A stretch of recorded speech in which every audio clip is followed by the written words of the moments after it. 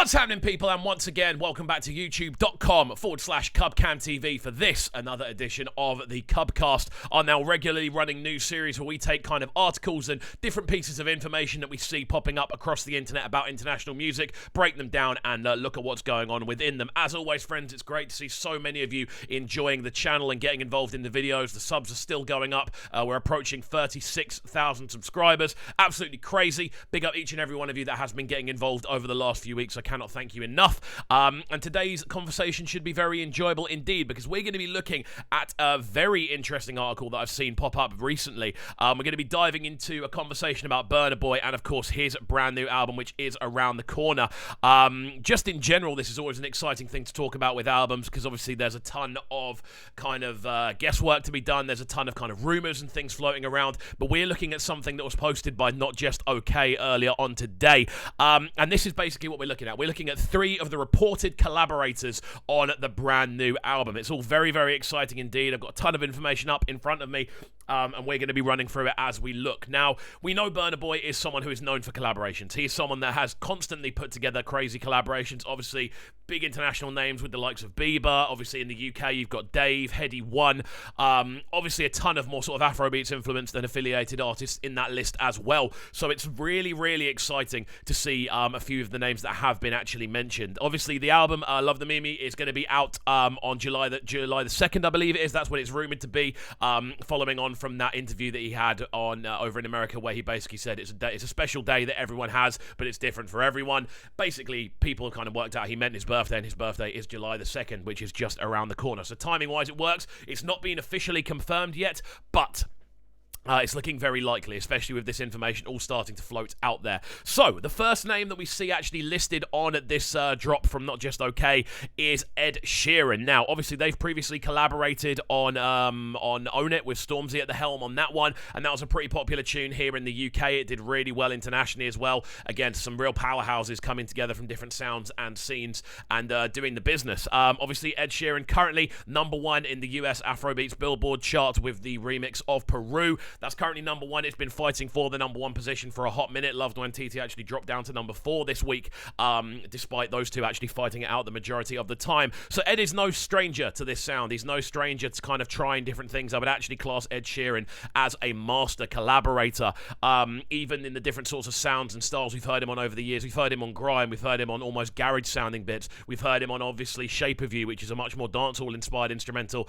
And obviously the Peru remix is very much the most recent thing he's done. The most recent album's been incredible as well. One of the top selling and streaming artists in the world. This is only ever going to be a good thing for BURNA Boy. And obviously they've got rapport. They have collaborated before, so it's going to be really interesting to see how this one comes together. I've got a funny feeling this will be one of the more emotional songs on the album. We know Ed has that within his range, and I know BURNA on this album seemingly is quite keen to try out a few different things and try things that he's wanted to try. Obviously, the album's kind of message from what we've seen about him just loving himself and being himself, and I think this is a really good opportunity to do that with Ed Sheeran at the helm, because he'll give you that kind of natural pop interest, but you can then take it in different directions, and that's something that Ed Sheeran is very much known for. So second on the list of the names that we do actually see is the one and only J Balvin. Again, I cannot stress how smart a collaboration this is. J Balvin is one of the biggest artists in the world, obviously representing primarily a South American demographic in regards to listenership, but there have been periods where J Balvin has been the most streamed artist in the world. He has been one of the biggest artists in the world for a number of years now,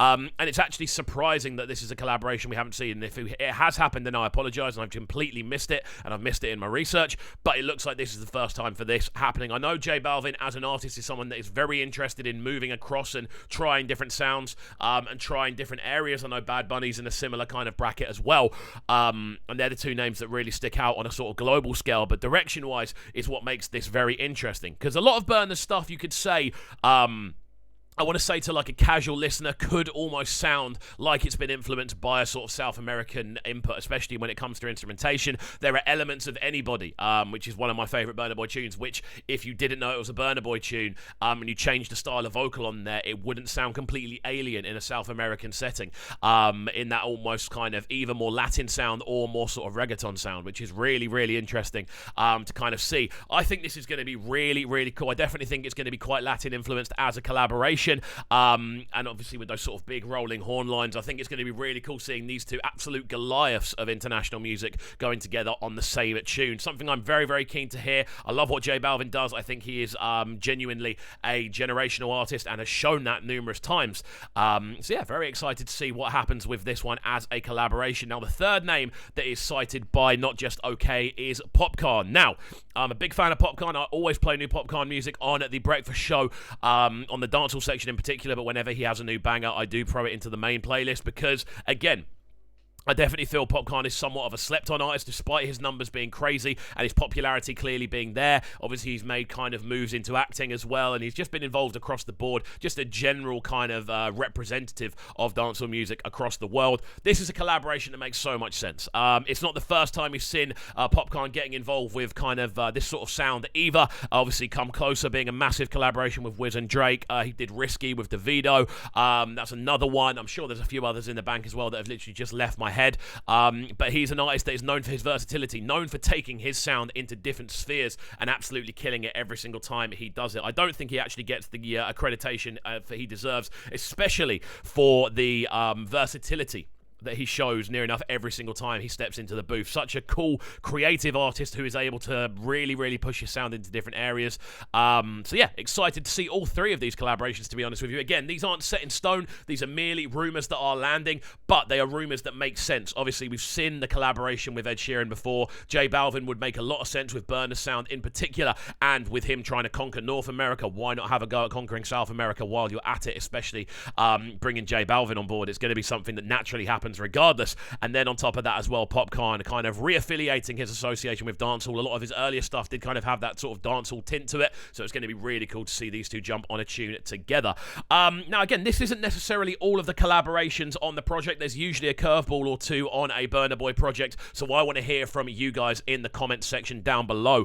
I want to hear about the collaborations that you guys are keen to see. What collaborations do you reckon Burna Boy would work with? Are we going to see any more UK artists on there? Any more American artists? What other kind of areas from around the world are we expecting to see artists kind of travel in from? Because I think at the moment, especially following on from the Madison Square Garden show, I'd actually say that Burna Boy is one of the most kind of appealing artists to work with on the global stage. And now, obviously, following on from this, if the J Balvin collaboration happens, he firmly kind of roots himself into those must-collaborate artists for anyone, realistically. You have to get the collab with Burna in at some point, but there we go. I'm keen to hear your thoughts, so do let me know in the comment section down below which collaborations you would like to see. Personally, I'd really like to see something with maybe an A-Ra Star or a Thames, or maybe a revisit of the collaboration with Ashake, or something along those lines. Just something a little bit outside the box. Maybe even a collab with Doja Cat, maybe something along those lines. I'd like to see him really push the boat out and make a collab with someone that we were never expecting. Maybe even like, I mean, he's collaborated with Mahalia in the past here in the UK. That could be something they revisit. Just something a little bit different. Georgia Smith even, someone on that kind of bracket. I'd love to see a female collaboration on this project, just because I know whenever Burna gets into that zone with kind of female collaborators, the product that tends to come out of it is usually very, very enjoyable, and also tends to be quite solid when it comes to pop appeal as well, which you do need on an album of this magnitude. So there we go. Guys, let me know your thoughts in the comments section down below, and thank you once again for watching this edition of the CubCast. If you are new to the channel, please make sure you're getting involved by hitting that subscribe button on the right-hand side of the page, turning notifications on, of course, leaving a like, leaving a comment, all of that good stuff. I'm sure we're going to be jumping into a ton of reactions today. The new Ashake tune is coming out at 4 p.m, so we're going to be reacting to that one for sure. And then, of course, there are a ton of other big releases that have been announced for this weekend. So keep it locked here to CubCamTV, and we shall see you all next time. Have a fantastic rest of your afternoon, and peace. Sounding so good right now. But they're sounding a bright and town. Make sure you subscribe to the YouTube channel right now, CubCamTV. Stay locked.